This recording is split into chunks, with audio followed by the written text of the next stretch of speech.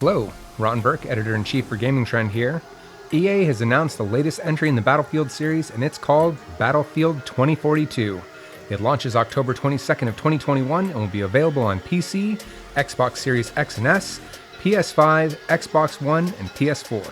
There are a lot of changes with this new edition, and some of them are more than what the community is probably used to, but I think they're going to work out.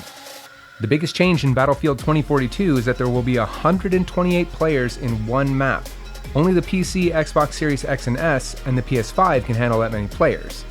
The Xbox One and PS4 versions will be limited to 64 players per map. As far as we know, 128 players will only be available in two returning and classic modes, Conquest and Breakthrough. These two modes will be available in a new playlist called All Out Warfare. We don't know if there'll be any other modes in that playlist, but there is another playlist called Hazard Zone.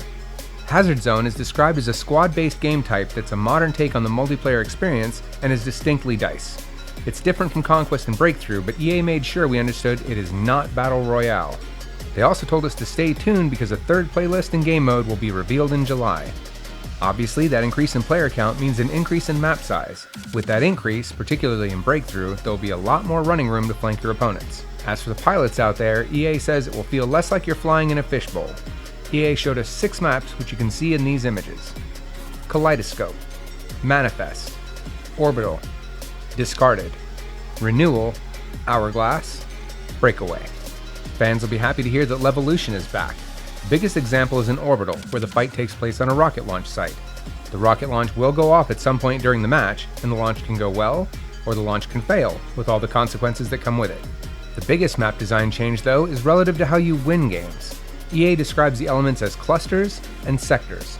A cluster is a point on the map. Think about Siege of Shanghai in Battlefield 4. That skyscraper? That would be an example of a cluster. Within that cluster are sectors. Those sectors can contain objectives, and if you complete those objectives in those sectors, that will help capture that cluster. It is a big change, particularly if that's a change in Conquest mode, but I think it's in response to having 128 players on the field. I imagine it would be difficult to clear out so many players on a point before you're able to capture it. But there's another major change to maps. Tornadoes can now rip through the map and pick up structures, vehicles, you, and everything around you. But EA says you can use them to your advantage, and we saw one example of people surfing them in a wingsuit. We also saw an example of a sandstorm that limited visibility, so the weather system doesn't seem to be limited to just tornadoes. It'll be exciting to see what other kinds of nature's fury we might have to deal with. Battlefield 2042 is ditching classes for specialists. Each come with their own specialty gear and specialized traits.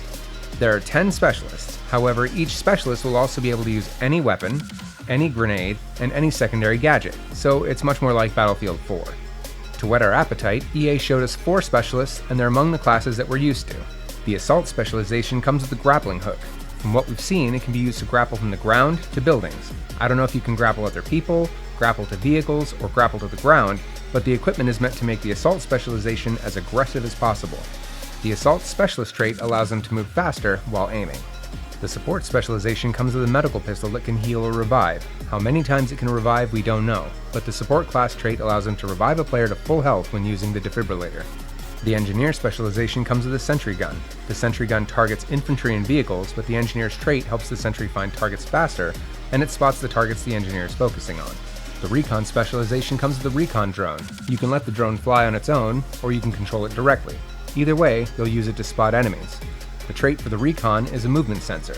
That sensor picks up on enemy movement so you can be aware of what's around you. Now you might think you can't sneak up on snipers anymore, but EA did mention that the movement sensor's detection is affected by the movement speed of your opponent.